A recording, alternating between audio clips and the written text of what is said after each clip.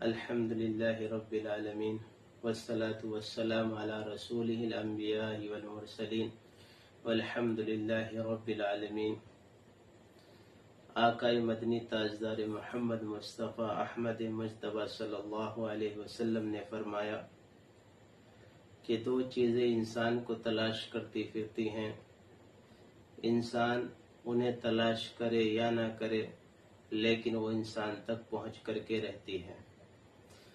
پہلی چیز انسان کے مقدر کا رزق ہے، جو اللہ تعالیٰ نے اس کے مقدر میں رکھا ہے۔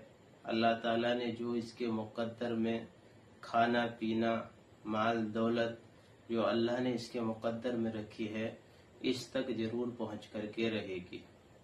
دوسری چیز اس کی موت ہے۔ انسان کہیں بھی اپنے آپ کو بچانے کے لیے، اپنی حفاظت کے لیے، انسان بڑے بڑے قلعوں کے اندر اپنی حفاظت کے لیے چلا جائے، لیکن موت کا جب وقت آ جاتا ہے، موت سے کوئی نہیں بچا سکتا۔